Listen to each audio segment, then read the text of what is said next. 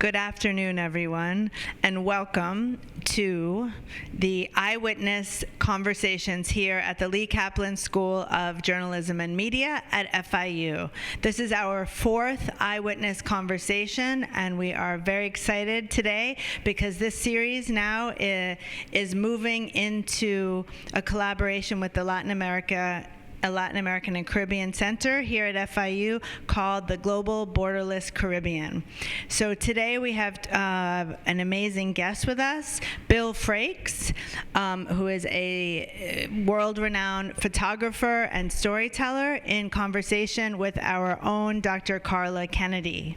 And today's conversation is going to be about Bill's travels and images that he made in Cuba in the 1980s, and you're in for a real treat today.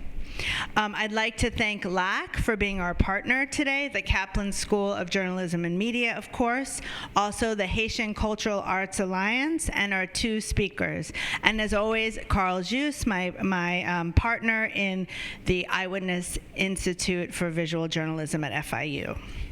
So let me go ahead and introduce first our guest, Bill Frakes, who is a photographer, writer, director, who worked for the Miami Herald for the better part of a decade, and also for Sports Illustrated for 35 years as a freelancer, and on the masthead for 25 years. He's freelanced for a wide range of publications and networks. He's a native Nebraskan and now lives in North Florida. He's traveled all around the world to almost 140 countries, and most of his work currently is making documentaries. And he has an incredible work, and he's one of the many brilliant experts, practitioners that we've been able to bring to FIU as part of iWitness. So welcome, Bill. Thanks for being here today. Appreciate it.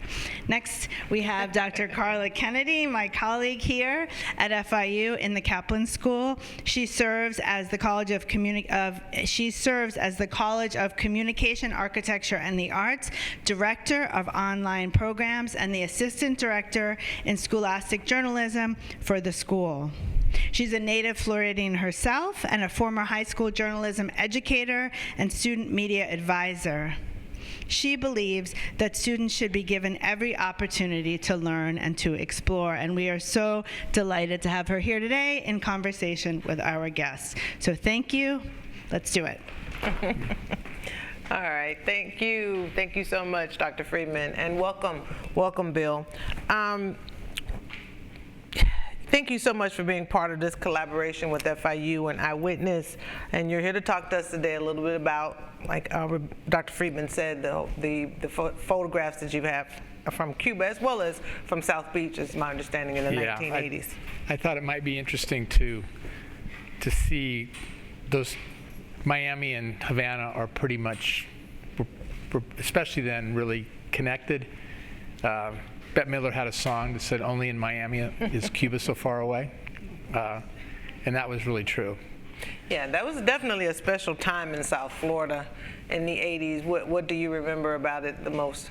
Well, for me, it was a very interesting experience because I grew up in a very rural place, and I went to undergraduate school at Arizona State, and then I went to University of Mississippi, and I went to the University of Kansas and studied journalism, law, and economics. Wow. And when I got here, Miami was completely different than anything I'd ever experienced before. It's a very unique environment. Fortunately for me, I grew up in a community that was at least a third of the people were native Spanish speakers. Wow. So when I got to Miami, that was a good thing. Wow, yeah. The pace was very different. Miami was cacophonous, to say the least. Everything was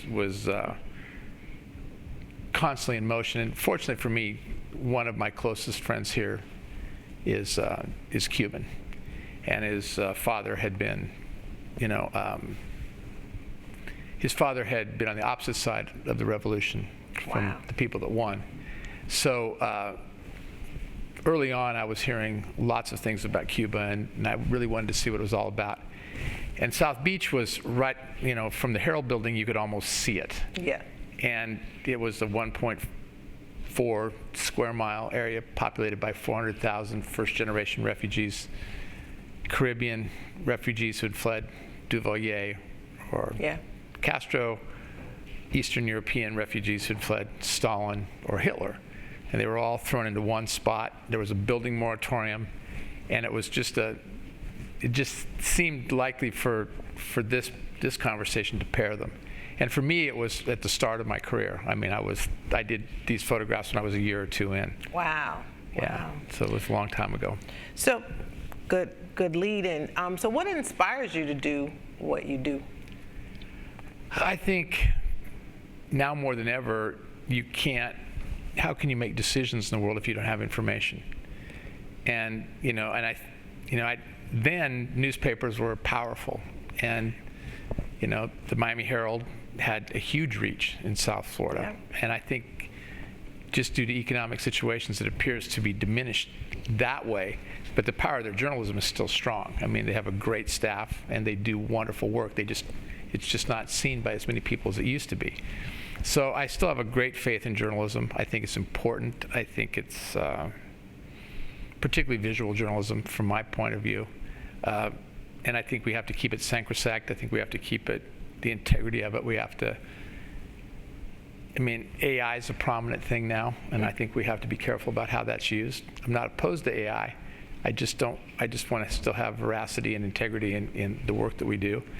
And so I have a curiosity about pretty much everything, and I love the visual language. So. Yeah. When you go to your website, and you look at the documentaries you made, or the series of photos, they're so diverse, right? It goes from like being in Nebraska to being at the Olympics, to being in another country. It's just amazing how diverse all of those pieces are, and so I enjoyed that tremendously. Thank you. Your work is like simply breathtaking. Like, it's something that, like, when I was talking to you earlier, it really does. When I look at the images, I hold my breath. It's almost like I just want to save that moment, or to sit in that for a minute. Some of these, the shadowing and the darkness, and how you've used technology and you play into it. How do you do that?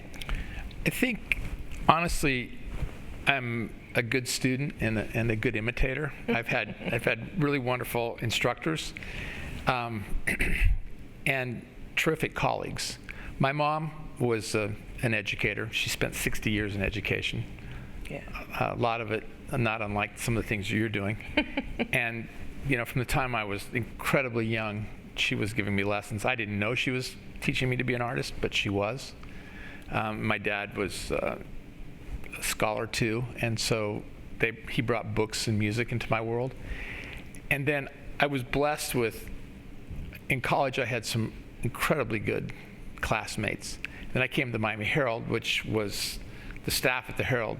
If I should just apologize in advance, because when I start naming, I'm going to miss some. But we had a guy named John Walther, who's the best photographer that most of this generation's never heard about. John was wonderful. He was a Marine. Didn't ever make a mistake that I could see. And then I got to work with Carol Guzzi, C.W. Griffin, Carl, Pat Farrell. The list just goes on and on. Murray Sill. The list goes on and on and on. Just so many. Michael O'Brien.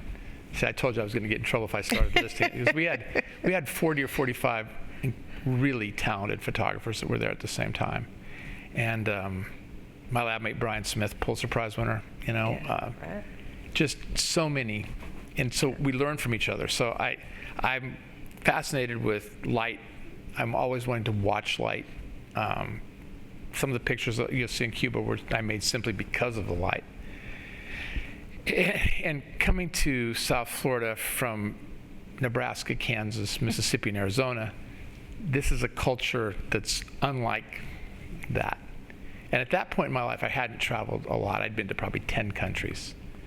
Now, it's harder to surprise me. Yeah, with over 140 countries stamped in your passport. Yeah. Passport, sorry, yeah. I've been fortunate, and most of those were done on assignment for somebody. Sports Illustrated gave me a really good chance to see the world. And the Miami Herald contributed to that too. But anyway, the light is just something that's important. Yeah, it definitely shows through in your work. I mean, that's the first thing that popped out at me is the shadows and the lighting and the angles, and like some of them are just so simple but yet so complex in the same manner. That the picture of was it the Cadillac? It's like a picture of the Cadillac with the flag, and I was like, wow, you know, and it's very all of your images evoke some type of emotion. Well, and I thought that was very, very powerful, coming from a, you know. No, you're a well-educated observer. I'm not, and thank you for that. You know, I'm a novice photographer myself, so yeah. The fascination with Cuba was just that that when you were in Miami in 1980, it was hard to hear about anything else, and I hadn't experienced the Cuban culture. You know, it's pretty much not existent in Nebraska. There's a big Hispanic population. Yeah, but it's a different culture. It's Mexican primarily, and you know, and then some of the other Latin American countries, but not Cuba. And Cuba was an interesting, scintillating, amazing thing to see. You know, so I needed when the Herald gave me a chance to go, I jumped at it, and I was fortunate because some of these images you're going to see that we're going to show, I wasn't there for the Herald, I was there for Sports Illustrated, because early on Sports Illustrated called me to freelance. Yeah. And the Herald was nice enough to let me freelance for Sports Illustrated while I was working for the Herald. So I got to see it from both sides, and that also helped me in Cuba with access. The first time I went to Cuba, I went for Sports Illustrated. So the people in the Cuban the system that was monitoring what we were doing got to know me as a sports photographer first, and that was a whole different conversation than if you were there looking at lifestyle or something else, politics or anything. So I had a nice easy road in, which was nice, and I didn't understand until I'd been there for a while how important that was, but it was. Wow, perfect. But if we probably should look at some pictures. So I'm going to get this first one out of the way right away because it's the elephant in the room whenever you talk about Cuba. If we can, there it is. Yeah. They pulled it up. There we go. Yeah. That's of course Fidel Castro, who was. And this was the morning the Marines invaded Grenada. And so I was there working on a story.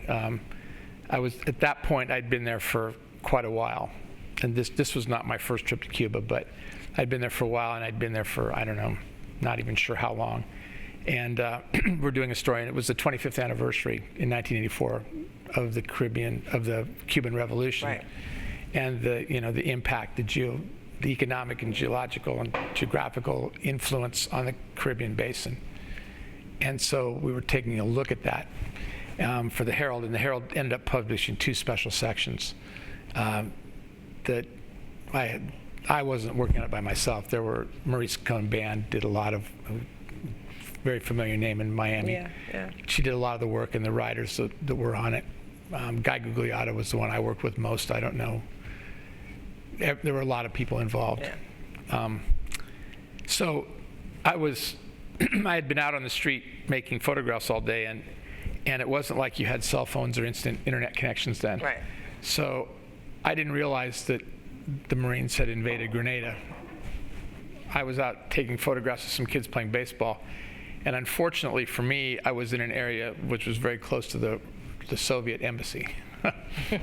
And so I wasn't supposed to be there apparently, because there had been notices broadcast on, foreigners are restricted hotels. Well, how would I know that? I'd been out since 5 a.m. walking around taking pictures of things of the city waking up. So I had a long day explaining myself why I was on that particular block, and and it wasn't digital, and there weren't Polaroids, so the film was unprocessed. So I said I was taking pictures of these kids playing baseball.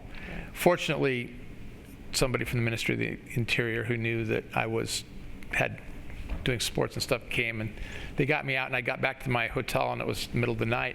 Knock on my door, and they said, you need to come with us. You can bring a camera. And they waited while I got dressed, and I took a camera and 6 rolls of film.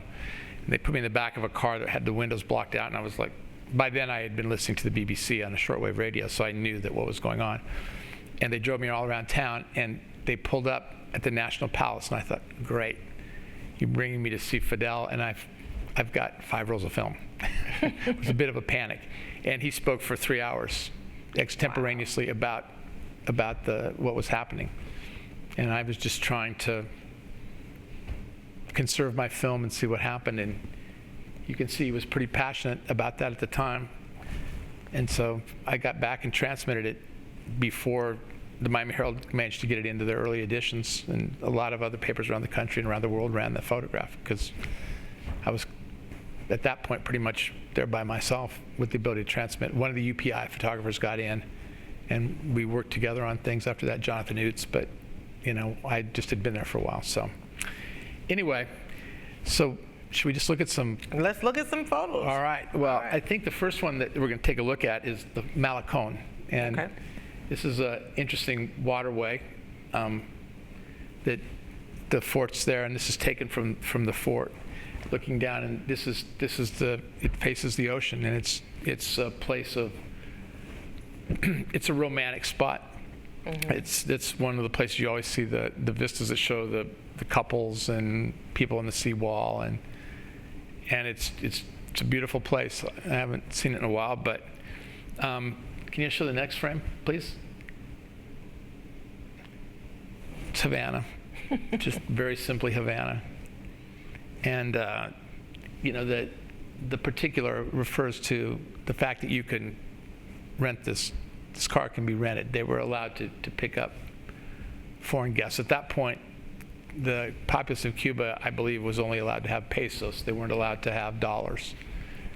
So I could give him the driver of that particular cab I hired for a couple days, and he drove me around. But they couldn't.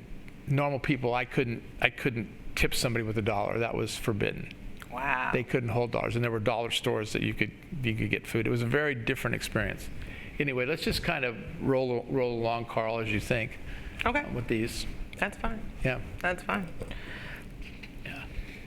This picture was in a barrio in the center of the city, and I was just walking along, and I saw it, and it's interesting. This is a rare photograph, not because the photograph itself is so special, but they had a new kind of film called Polochrome that we used for a very, very quick time. I had 4 rolls of it. Mm-hmm. And I shot that on it, and the tones of that film actually helped me with this picture a lot. And I spoke to her a little bit, and she had 5 kids, and she lived in this building, and it's just in the center of the city. There's that shadow and light. There it is. Thanks. Yep. Let's just keep moving them along. Yeah. And this is a classic scene in Cuba then. And I think it probably still is. I haven't been in a while, but the crowds in the street and the old cars. I mean, and they were ingenious of how they kept these things running, and I understand that a lot of them still are. I need to get back soon, but I just love the color and the crowd, and it to me kind of summed up how it felt to be in Havana in those days. And this was fun. When I said earlier there were no Polaroids, I meant that I didn't have a Polaroid on the camera. At that time, right. But I had an SX70, which was new, and I was walking in downtown Havana, and I had the Polaroid with me, and as well as my film cameras. And I took a Polaroid of this group, and I showed it to them, and they were completely fascinated. Yeah. They'd never seen one. Yeah. And it was a lot of fun with that. And in Cuba, at that point in time, without the bicycle, nothing moved. And you almost never saw one person riding a bicycle. It was 2 or 3 or 4 on the bicycle. Wow. Yeah, and he's just pedaling along. Just pedaling along, giving her a ride home. This woman's name is TBN. Her father had been was a Cuban military person. Her mother was Vietnamese, and they had met during the Vietnam conflict when Cuba had troops there, advisors of some kind that were on their side. And she's the result. It was wonderful to photograph her and spend time with her. The buses. Always, they had the accordion-style buses that were so long, and those are the ones that populated downtown Havana. And this was early in the morning, and he was taking his daughter to school, and this was like one of the first stops, so the bus wasn't packed. I guarantee by the time it finished its 6 or 7 kilometer journey, there was not an inch of spare space in that bus. Wow. It was just jam-packed. The cars. There's the cars again. Yeah, this is from my hotel room. I just was able to look down and see it, and I just waited until one of them pulled out. And there's Ladas there, which is the Eastern European knockoff of a Fiat, apparently. Oh, okay. I'm not enough of a car person to answer that exactly, but they mixed with the old American cars, and it was great. And you could put me in Havana, blindfolded and no sense of hearing or anything, just smell, and you would know you were in Havana. There's a complete mix of the tropical breezes, the salt, the diesel, the fully leaded car engines, the cooking food. It's a blend, but you know instantly. And You just know. I think everybody that I know that's ever been to Cuba or spent time there can identify that smell, and it's unique to the capital of Cuba. Just as a worker, he's carrying potatoes in, just it was pure muscle power then, not a lot of mechanized stuff, just people working hard, trying to survive. This is Juan Terreno, who was the famous Cuban Olympian. They call him the horse. He won the 400 meters in, I think it was 64, but it could have been 68. And when he rounded the last bend, he broke the bone in the shin bone, and he finished the race and won. Wow. Gold medalist. And at this point, he was in the Ministry of Sport, and I think he might have been the Minister of Sport at that point. Oh, okay. And he was out jogging around the area where he lived, but he was fierce, great competitor, very tough. So as you're photographing these people, and they can keep rolling the photos as we go, how are you received by them? I mean, like you talk about the group, you talk about these important folks. I mean, like, you just walk up to them and say, "Can I take your picture?" Yeah, well, again, I had met him originally when I was there for Sports Illustrated, and you could have a conversation about a lot of things with people there. And if you wanted to talk about a food shortage or something like that, if they initiated the conversation and you just were empathetic about it, that would probably fly. But if you said, "So, do you have any food?" that wasn't going to fly. Or if you complained about the potholes in the street, that wasn't going to fly. But if you said, I was at Stadio Norte Americana last night, and I'm going to tell you, your left-handed pitching stinks. They'd be like, "You're right, man. Our left hand, we got to get some." They had the best amateur baseball, probably still do, the best amateur baseball team in the world, and their track and field team is a powerhouse. Their volleyball team at that point, men's and women's, were dominant. So you had a natural language, and they all knew who Sports Illustrated was. The population, extremely literate. In every society, there are good things and bad things. And, I wasn't there to dwell on the bad things. I wasn't dealing a lot with the government. I was just dealing with the people that I was encountering. And most of the time when I was dealing with the government, it was having to do with sports. And they were fair up about the sports coverage, They loved baseball. They did then, and Jose Canseco was the star. Yeah, Jose Canseco. And I'm not sure at which visit I was on where I got into it, but I don't know, I must have had 400 people ask me, "What's he like?" Because he was one of theirs, in their eyes, and his brother, and what was the difference, and how were they going to do? And did I know any of the old, any of their stars from past? And of course I did, because I was a fan. Not of their teams particularly, but of baseball in general. It was interesting. One of the things that really stuck in my mind, I was there in 1987 or 88 with the U.S. Olympic baseball team. And we were there for the Pan Am Games, I think. Ron Frazier, the legendary coach from the University of Miami, was the coach of the team. And the Americans so we were in a completely packed stadium, and it's U.S. against Cuba, height of the Cold War, lots of tensions. This is before, some of the changes. It was before the special period really started. And, and so we're full. And the leadoff hitter for Cuba was a guy named Victor Mesa. Incredibly fast He was like Ricky Henderson to us. I mean, he was the leading base stealer they had, and he was hitting left-handed. And the American pitcher was Jim Abbott. And Abbott was born with a birth. He only had on his right arm was short, and so it was I don't know, but he didn't have a fully completely developed right arm, but his left arm was powerful. I mean, he ended up throwing no-hitters in the major leagues. Anyway, Abbott was the starting pitcher for the U.S. And on the second or third pitch to Mesa lays down a bunt down the first base line, which Abbott's got to do. So when Abbott pitched, you know, he would field with the same hand he threw with. So he'd have his gloves, he'd have the mitt under his, right. And so he would throw the ball, and then he would, with his left hand, I look awkward because I'm a right-hander, and he'd put the glove on and then field the ball. Anyway, he chases down the bunt and throws out the fastest man in the Caribbean down first base line, and he got a standing ovation. Wow. I was stunned, you know, because it just showed the receptiveness of them to sports. Anyway, that's how I got along with everybody, because I was generally curious. And like I said, a lot of my friends here were Cuban, and I wanted to go have a look. Right. Do you speak Spanish? A little bit. A little bit. Enough to get you by. Okay. I do. All right. Let's look at some more photos. So this is a grandfather and granddaughter, and that's a picture of himself when he was in the hills in Silla Maestros with Fidel. He was one of the, I'm going to get this one wrong now that you asked me about Spanish, but they would call themselves the barbudos, the bearded ones. And I probably pronounced that wrong, and everybody's laughing at me for my poor pronunciation. I write Spanish better than I speak it. Oh, wow.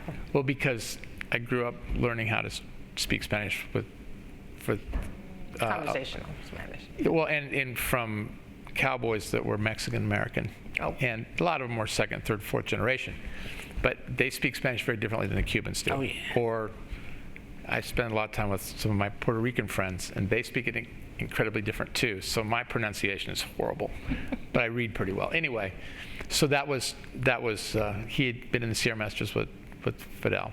Wow. That was an interesting conversation. And this is a baseball fan. The omnipresent cigars everywhere in Cuba. I've never smoked, but I will confess I tried a couple cigars there just to see what the fuss was about. And? You know, since they're the only ones I've ever smoked, they're the best, absolutely.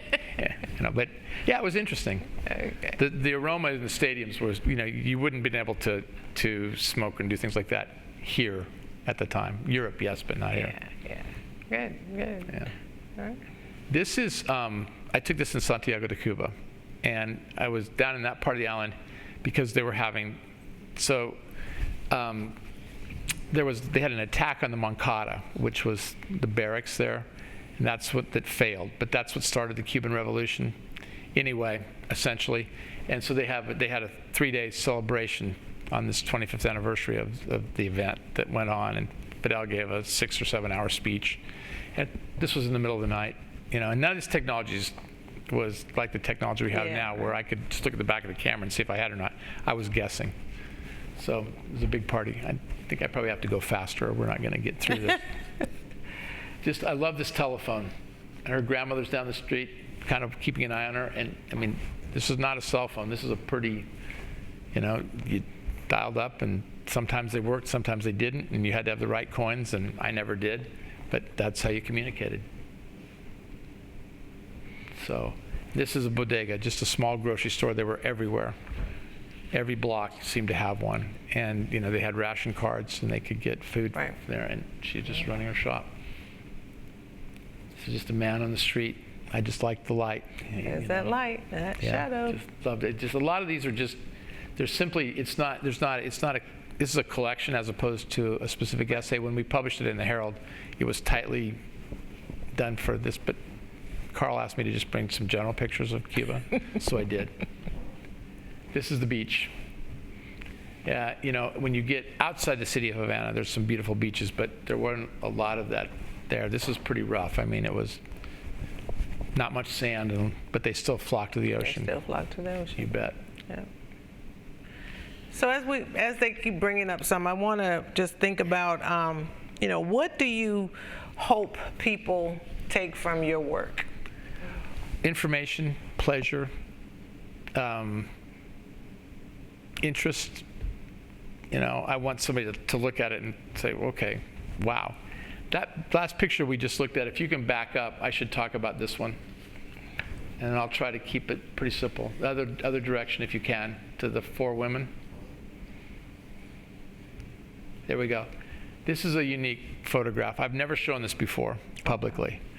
And the generations. So the woman sitting down, her name was Natika. She was the mother of the woman behind her.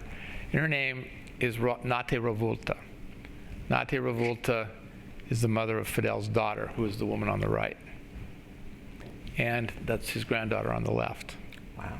Yeah, and I met them through some photographers in a cultural exchange over there. And Cuba had some marvelous photographers during those days. Alberto Corda, Raul Corrales, Tito Alvarez, just brilliant people. Osvaldo Salas. Anyway, so I got a chance to meet Nadi and that family and talk about things, and those were interesting conversations as well. Cool family portrait. Thank you. I really was, when I was talking to her, because she was involved in a lot of the planning stuff, I was thinking, and she'd say, well, Che and I talked here, and I was thinking, boy, a historian should be hearing this, not me. Because all I want to do is make photographs of it, Anyway. So this is just, as you can see, it's a road. One direction's loaded with agricultural produce. The other one, it serves as a bus for a region. This is going out to the tobacco growing area, which is outside of town, outside of Havana. The Malecón, up close and personal. There wasn't a lot of privacy then. There were multi-generational households. Not a lot of extra capital. You couldn't just go find a motel or something like that. Everybody went to, a lot of especially the children went to the younger people went to the Malecón and just sat there, and they arrived together on that bike. I thought this one interested me because they had to piece together 2 pairs of pants to make one pair that was long enough for him. It was just a detail, and his shoes are worn. It wasn't that he was completely impoverished. They just didn't have access to resources. I mean, we were for many years their biggest trading partner, and then when John Kennedy put the ban on, they lost that. And of course they chose it too. I mean, it was a two-way street. It wasn't that we were picking on them or they were picking on us. It was just a conflict, different of ideologies. There was no cable television, and that Cuban TV ran for about 2 hours a night then. And so they all had these, rigged satellite things. Yeah. And he's just running. He's one of their acts. He's one of their boxers, actually. He's just running on the roof. I looked up, so I saw the combination of the clouds, the light, the runner. That's why it's there. Beautiful. Boxers. They had I think they still do. I mean, from Teofilus Stevenson on down, they were just loaded. And these are just some young boxers outside of one of the gyms. Yeah, hopefuls.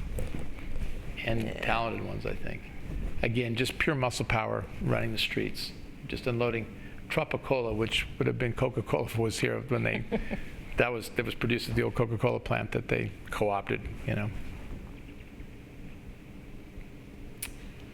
This was at a celebration. You see a lot of Cuban flags, a lot of patriotism for them.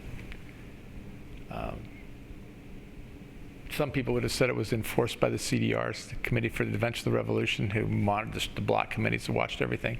I wouldn't know. I didn't live through it.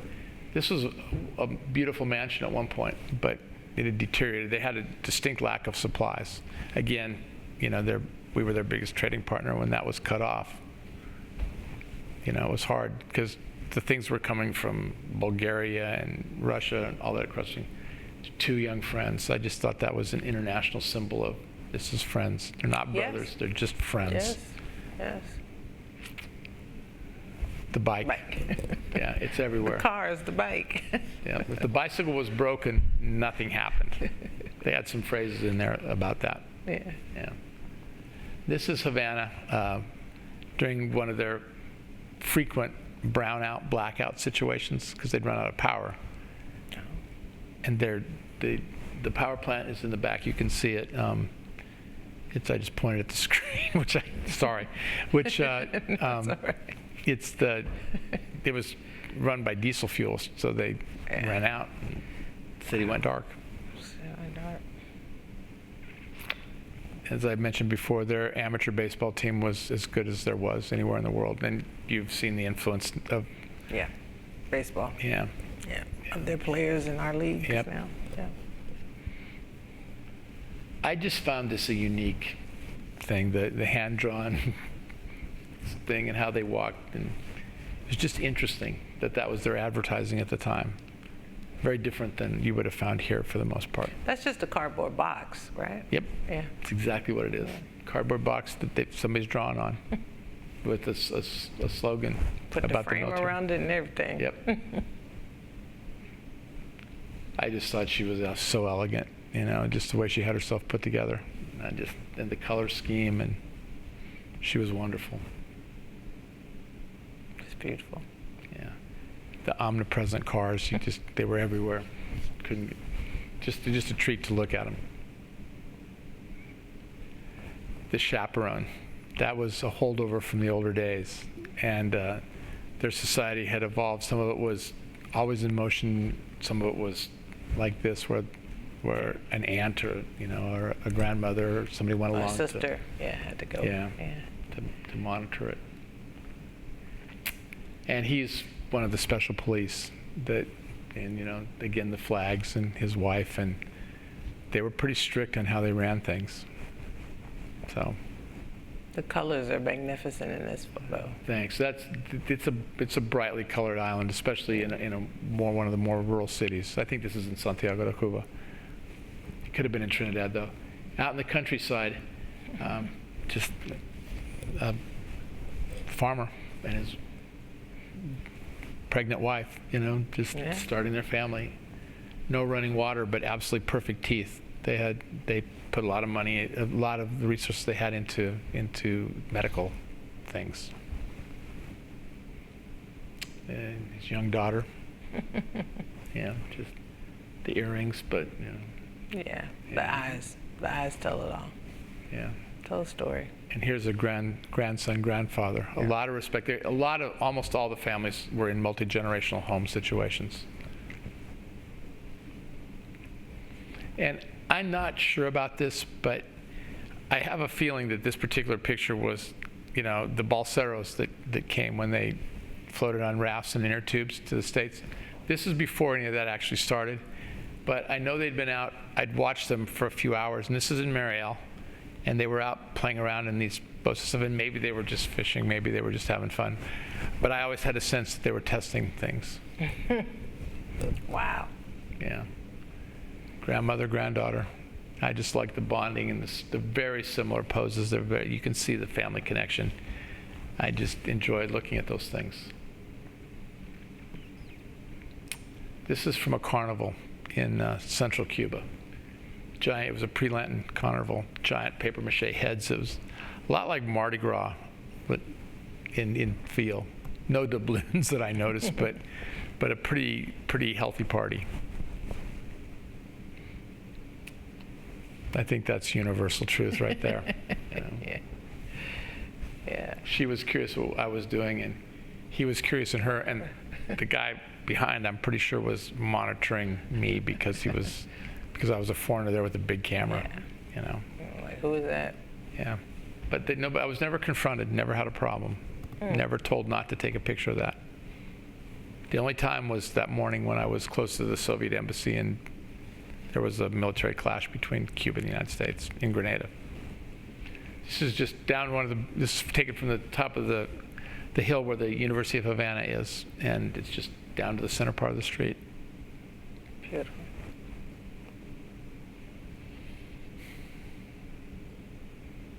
Again, there was a lot of time. There was a very languid society. Nothing was in a hurry. And everybody was watching just what was going on, and she's just sitting on her balcony in center Havana. I wish I had more in-depth stories to tell about these, but these were 40 years ago. Almost exactly. Well, they are telling a story. themselves. I mean, that's why you guys create images, right? To tell stories, Absolutely. to create a history, a historical reference for everyone to know. You know, just looking at this and seeing the greenery behind him, you know, that might not necessarily even be there today, and, you know, how they respected the land. Yeah, and I that was a camera that was, he made that camera and built it, and he would take a picture and then process it and give it to you on the spot, and he had to make a positive, negative, and positive, and go back and forth. Right. I don't know. It's all right. Okay. I guess they're making a camera wherever they are too. Yeah, probably. This is the Soviet embassy under construction. Yeah. They probably wouldn't have been happy if they knew I was taking that picture. And honestly, I wasn't trying to sleuth anything. I didn't know until later that that's what the building was. I just saw new construction, and it was, the sun was going down, and there was a lot of smog, and I thought, well, heck, this looks good. So I took a picture from the roof of my hotel, looking over at it. And this was the start of the boat lift. Boat lift. Yeah. I'm from Miami, so. Okay, yeah, well, I've seen quite a bit, born and raised. I'm sure you have. I've seen quite a bit. And this is one of the many, you know, after the embassy was overrun, and then President Carter and my mother was one of the very first teachers to teach ESOL. Oh, really? Yeah, very first teacher to teach ESOL back in the day when ESOL teachers could only speak English. They weren't allowed to speak Spanish, which was great for her. So that was the original thought, as you know, which made sense about the curriculum.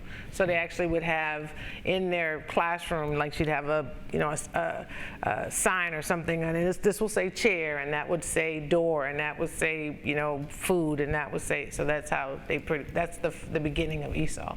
So we were right at the, you know, I heard a lot about the Mariel boat lift because I was going to school then also, you know, as a young kid, and then just kind of watching her go through this whole training program. So when we talk about a lot of the history, I was there. I was there. I remember quite a bit of it and seeing the cities change. So seeing you document, you know, these pictures bring back a lot for myself and probably a lot of other folks that were here during that time. It was a city in change. When you think about, you know, Miami absorbed about 120,000 refugees in about a 3-month period. Yeah. And a lot of them came under very difficult situations and circumstances. I remember, you know, the Orange Bowl was turned into a massive housing place. There were, you know, tent cities under the interstates. Yeah. Too bad your mom and my mom didn't have a chance to talk. My mom taught English as a second language. Yeah. Oh, wow. To a lot of Spanish speakers. Yes. Yeah. Yes. And the funny thing about it, she didn't speak a word of Spanish, and to this day she doesn't. Yeah, I'm still fortunate to have her. To this day she doesn't. She thinks I speak more. Yeah, we found out late in life that her grandmother was part Cuban. Yeah, so that's why I have a little bit better of a pronunciation than you, I think. Maybe a little. Well, my mom first spoke German well, and when she started the program, I don't think she spoke any Spanish either, so she had to do the same kinds of things your mom did. When you were talking about that, I was thinking about how my mom did a lot of the same things. So you never know, right? You never know who you sit next to and the paths that you actually walked and the things that you actually have in common. You just never know. So do we have South Beach should be ready. Okay, come on, bring on the South Beach. Yep. Well, I'm not going to talk a lot about a lot of these photographs, but this one meant a lot to me. The Herald Pep gave us an 8-page special section. A writer named Michael Kranish, who's now one of the lead investigative reporters for the Washington Post, book writer, wonderfully hardworking, that's an awesome, talented journalist, and they asked me, Mike Baxter, and here's the Nebraska connection. My first day in the newsroom, Baxter walked up to me and said, "So I hear you're from Nebraska." And I said, "I am." And he said, "Well, you'll do well here." And he said, "Where in Nebraska?" And I said, "The Panhandle." And he said, "You're going to do really well here." He was also born and raised in the Panhandle, Nebraska, and he was city editor. So not long into my tenure there, he said, if you could do a story on anything you wanted to, what would you do? And I said, "I'd do South Beach." If you can go back to that picture just for a second. This was the picture that was on the cover of it, and her name is Frances Mitnick. And I needed to make this photograph. She was tiny. She was about 4'8", 4'9", and she was I don't know, at the time, I could figure it out, she was 82. And she ran a hotel on South Beach, down on south of 5th Street. Anyway, I asked her if I could make her picture, and she said, no, not interested. And so she went into her apartment, I knocked on the door, and she peered out through the chain, and she said, I'm 82, I'll be 82 next week on Wednesday, and you know, I don't want any conflict, any trouble. We've had plenty in my life. And I said, July 18th, huh? And she said, wow, you did that math quickly for a young man. I said, well, it's my birthday too. Oh, wow. And she said, I don't believe you. I gave her my driver's license, and she was like, wow. Frances and I, until she died, were close. I would go see her all the time. She was fabulous. And she held the keys to that whole kingdom. So she opened them all the doors for me. Pure luck. Oh, I'm July 2nd, so Cancer. Oh, nice. That's how come we're vibing. There we go. Yeah. This is South Beach. It's from a helicopter. Just shows what it looked like back then. Yeah, I remember. And then this is the whole 1.4 square mile area that was populated mostly by Haitians and Cubans and people from Russia and Germany and Hungary and Poland. But it doesn't look the same now. It's a little bit fancier. But there was a tiny bit. There was a building moratorium then, so they couldn't do much. Yeah. This picture I just got really lucky with.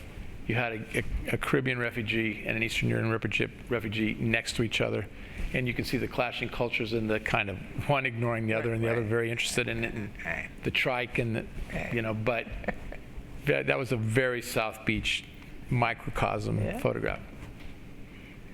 And playing ball in a place where it said USA. This was a shock from a young kid from Nebraska. I would just walking down the street, and all of a sudden a boatload of Haitians pulls up, and one comes out and crawls on the sand. And there's not a lot of there's no oceans in Nebraska. You're about as landlocked as you can be, and that's what looked to me to be a rickety boat. And I couldn't understand. I have a bit of 4 languages, and I had no idea what they were speaking. I had no idea that it was Haitians. But that was one of the first times I met a really wonderful and fabulous community that I got to know. I know pretty well now. Great. And it's great.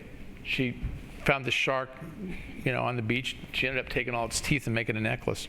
I was there when she took the teeth, and saw her about a month later, and she had a necklace with the shark's teeth. She's lucky it didn't go that way. Just a roller skater on the beach. On the beach. Yeah. Never knew what you were going.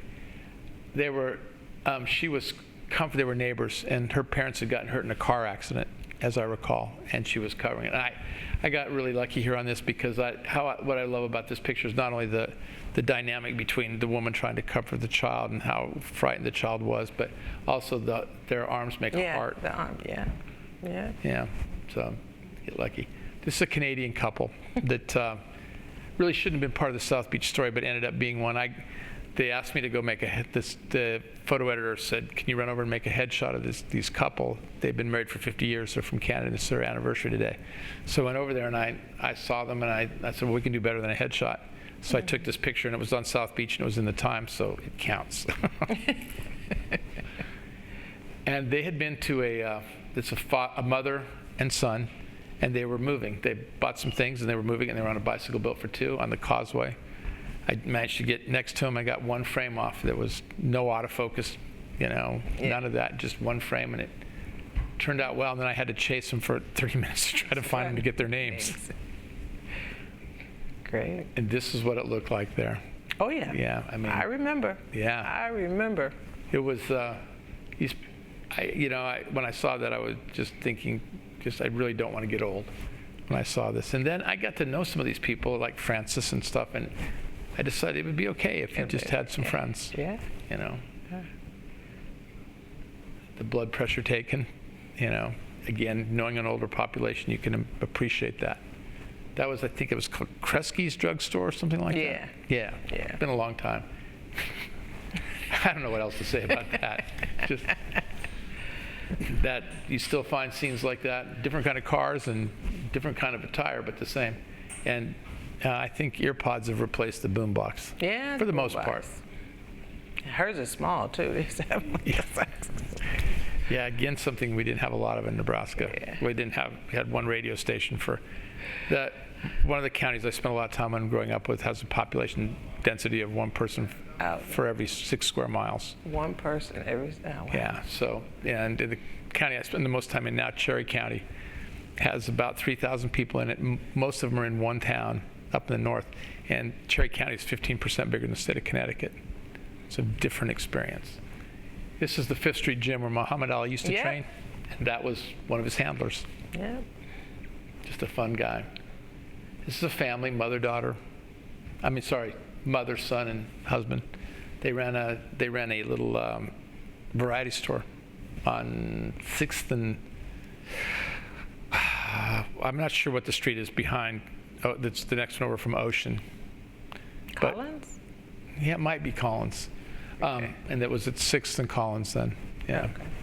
Kind of diagonal from the Hotel Nemo. Yeah. Yeah. Sons and fathers and dogs sitting in an apartment building just on the street. I didn't really know what to do with this when I saw it because she had flies on her face and it didn't seem to bother her. You can see one in her mouth. Right. And I decided it was important because she's clearly not unhappy.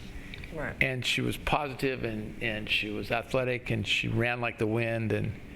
But again, being from the Midwest, I had to learn how to see that. And I'm sure there's a lot of things that we would have done. A Midwestern child would have been all over their face, trying to knock that away. And she just was like, it'll go. Yeah. In his hotel room, you can see the whole room and what he had to eat and how he had to cook it, and that was it.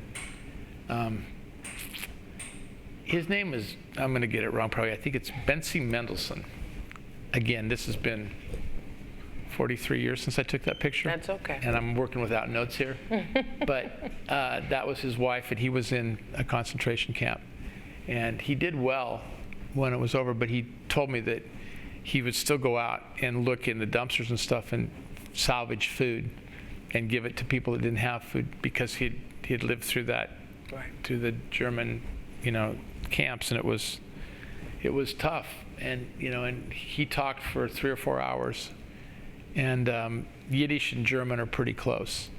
A lot of the words are the same. And he'd ship into Yiddish. And since I have pretty good German, I was able to stay with him, and we went back and forth.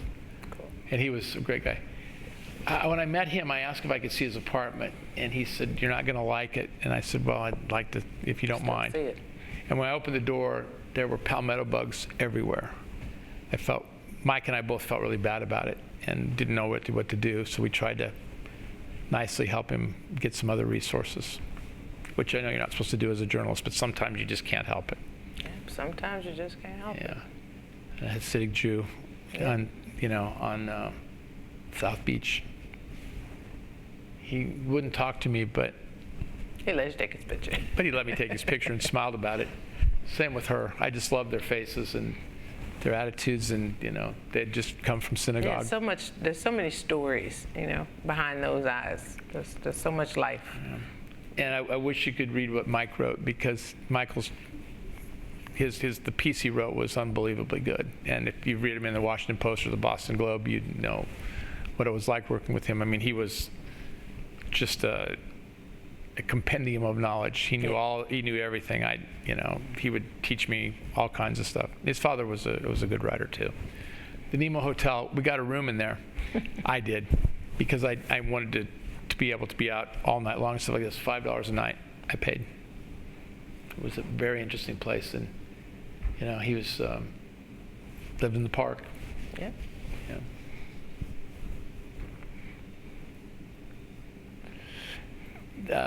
A tourist who I believe was from Germany, and I just thought it was funny that the poster was looking at the policeman and the horse, and he was looking at the policeman and the horse, and the policeman was looking at him.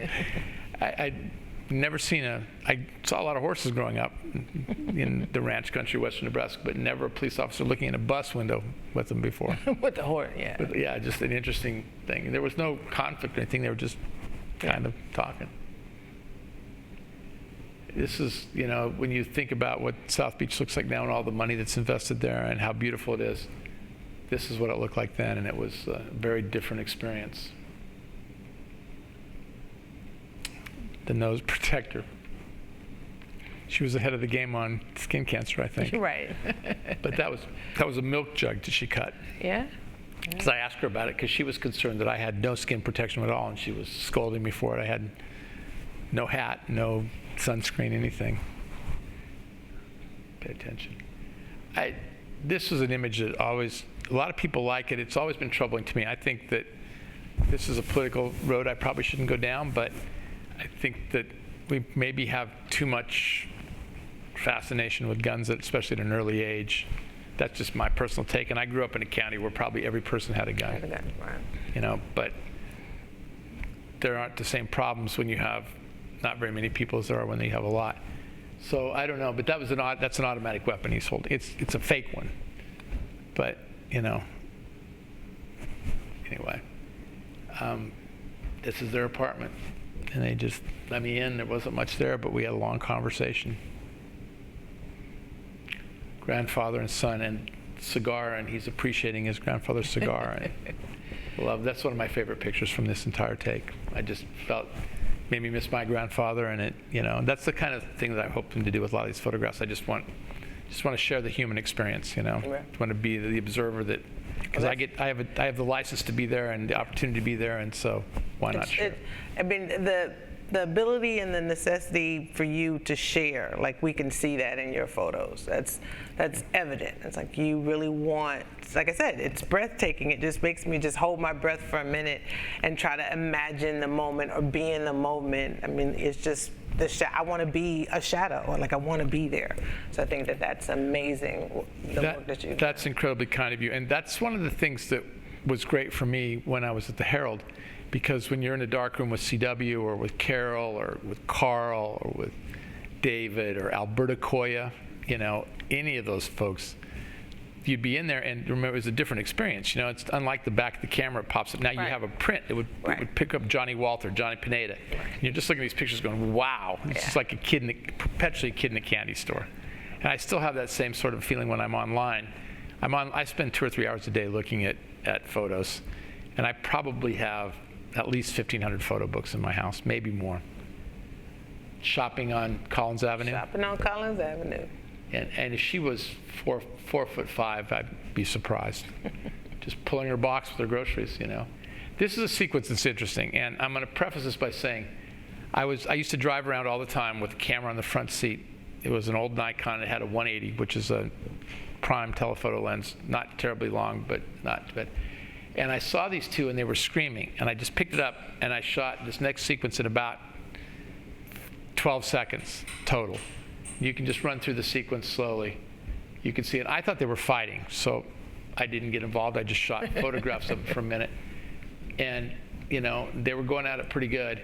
And then on the last frame, she was taking money from her. So as soon as she got in the purse, I called Bill Blass, who was the guy that ran the police radios at the Herald, that monitored the traffic, and he sent the police officer, and they took care of it then. But I wasn't honestly being callous. I thought they were fighting, and at that point, it was the street, you know, 2 people fighting. Why not? But then when I realized it was possibly a robbery, I wanted to do it. And there was always a lot of compassion between the people there. I don't know how it is now, but it was a community then, and people were pretty good about being kind to each other. A lot of people there didn't have much, and he had this dog. He, I think, was also aware of skin cancer from that hat. Right. It's a pretty interesting hat. And I just liked how, you know, the stop sign somehow worked for me there. And they were just neighbors and friends, and they were just having a conversation. Just casual as can be, and slightly different conversation. And I love this, that the man in the dress attire in the middle rode up on that bike. And I was like, you gotta be kidding me. And they sat and talked for a couple hours, and I just kind of sat in the park watching everything. Came back to it. The beach, always there. Those lawn chairs are famous. Yeah, yes. The lunch was great. And they both, you know, they were waiting for a bus from a clinic to pick them up, and you can see they both had some sorts of surgeries, and they were together. And I asked this in this case because of how they were. They had bandages and stuff, so I didn't want them to feel bad. So I actually asked them if I could make their photograph. This is on Collins Avenue, or not on no, it's on Collins, and they had all the things that you can see that they offered to senior citizens. It's a very interesting, Yeah, they run the senior citizens from South Beach now, boy. Yeah. But that was their spot. No, this is about 6th or 7th Street. Yeah, that was their spot. And again, the beach chairs, husband and wife. I talked to them, and they had been married for double the amount of time I'd been alive. Yeah. So it was interesting to see that, to see how they had lasted. And then I found this was interesting too, and this is something that I've found in my career. We just did a film not long ago on centenarians in Nebraska, and I couldn't, I wanted to find some, and so had some cooperation from the state. So I called their equivalent of the IRS, the state tax bureau, and asked if they could tell me where I could find 100-year-old people. And they said, no, I can't. They can't give out that information. It violated all kinds of trust. And this is a good thing that we have so many in Nebraska. But anyway, so I couldn't figure out what to do. So I called 7 women that I'd gone to high school with. And this is by that point I was like 55, and I said, hey, where are all the old people? Within an hour, I had 80. And you had 80 100 years? Yeah, oh, wow. They found 80 for me, and I ended up putting 40 of them about in a film. But only 2 men, all the rest were women. Of course. Just saying. Of course. No conflict. This is the couple there's another couple that they just a very interesting look, but they look like they're distrustful, but they really weren't. I asked them if I could make their photograph, and they just were inquisitive. Yeah, well, the same way I was interested in them, they were interested in me. And I probably looked ridiculous. I was wearing sandals and, stupid shorts, and probably not covered up at all because I had a T-shirt on because I was trying to stay cool. I didn't realize then that the best way to stay cool is to cover up more. But he was always out in front of the Century. This is on between 4th and 5th Street on Ocean Drive. Yeah, he was always there. And this is the last one. This was my friend Frances again. And from the door. From the door, and we're going to open and close with her. Oh wow! And she's adorable. And this is one picture I probably should show in color, not black and white. But everything in there is a shade of pink. Oh wow! Yeah, she was just lovely. Yeah. Had that Bostonian, Brahmian accent, very proper. Yeah. And it was funny, and this will be the last comment I have about this. Part of the reason that I do this is because it's, I spend a lot of time I've had a lot of chances to do international things, and I've met just about any athlete, you'd want to meet or be interested in doing. I've had a chance to photograph 8 or 9 presidents and kings and queens and stuff like that. And people are interested in that, but it's people like Frances that are important to me. And I've had a couple of opportunities just recently. About 6 or 7 months ago, I got a letter from a young woman who was probably not a young woman, probably older than me, Frances was her aunt. Wow. And she had doing a search, she had found the pictures from South Beach, and she wanted to know what I knew about her. So I told her what I knew, and told her if she gave me her address, I would send her a print of Frances, and I did. And then she called me back, or wrote back about a month later and said, do you have any pictures of her when she was younger? Because I heard she was really glamorous. And I said, no, I met her when she was 82, but I thought she was pretty glamorous then. I mean, I love going to lunch with her. She's my favorite date on South Beach. We just go for walks and stuff. And that happens more than you can think. No, this will be the last story I tell. I had a similar situation from when I was in college at Kansas. I made a picture of a man, Leroy Hatch, and his daughter Mary. And I was driving from Topeka to Lawrence, and they had a cool-looking old truck, like a 1945 truck and stuff. So I stopped, made a picture. I was with him for 1.5 minutes maximum. Talked to him as I was on deadline and I had to leave. And we ran it small, and we called it Lecompton Luminary. That was the slug, because he was so verbose. And he just was going to keep talking. I mean, I made the picture in a minute and a half. He probably kept me telling a story for that. Anyway, this woman called and she said, "Hi, are you a photographer?" And I said, "I am." And she said, "Do you remember a guy named Leroy Hatch?" I said, "I do, from Lecompton." And he was in her nursing home.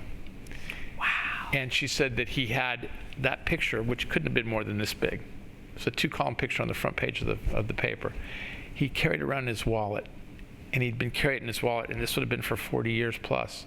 And he said that it was one of the most amazing things that ever happened to him, that a man from the newspaper stopped, took time to talk to him, and put a picture of him and his daughter in the paper. And that's when I decided 100% this is what I need to do. And that was right at the start of when I was doing all the Nebraska stuff.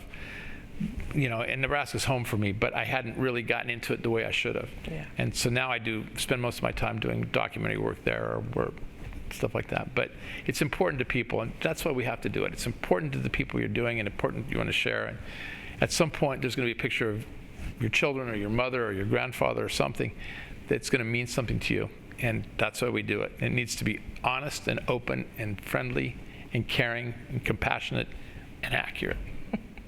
That's funny. My last question for you was going to be, what tools do you need to do this that you can't buy in a store, that you can't order offline? And you just went through the laundry list of all those things, kind of just dealing with empathy. And That's it. Capturing the human form and human relationships, and capturing that for historical purposes, so that we have something to look at. I took some pictures of my grandfather, who we don't know if he was 100 or not. Some people say he was 98, because of course there was no birth certificate back then. And I was here in the beginning photography class, and that's some of the pictures. I mean, I had 9. My mother's one of 9, so I had 8 aunts and a uncle, and they all wanted those pictures. And it was just me just learning how to use the black and white camera and black and white film and plan it. But he used to say to me, "Oh, when are you going to send me your money, my money, because I'm your model?" He's like, "Don't I get money?" But that's he's been gone now for about 12 years, and that's the one. If I go to all of my aunts' houses, they have the 8x10 or 11x14 in a frame, on their walls, because that was their father, and it was great. And he was a great person. But anyway, I like I said, as we started this, it's so nice to meet you, and it's been an experience for me to share with you today and talk to you today and have a walk down history with you today. I'm pretty sure that I'm going to be thinking about this as I go home, and thinking I need to be inspired by what you have done to see how that could inspire me to move forward, because it's never too late to create. Right. Well, and vice versa. I appreciate the time, I appreciate the questions, and I appreciate you being in education. Thank you. So I don't know which camera I'm supposed to be looking at, but I'll look at this one and say thank you again, everyone who has a chance to watch this video over and over again. And I hope that you appreciate all of the work that Mr. Frakes has done, and we wish him the best in all of the new documentaries or any type of still photography that he's going to do. You can find him. Is it BillFrakes.com? It is. BillFrakes.com. You guys give it a look. Have a good rest of your day. Thank you.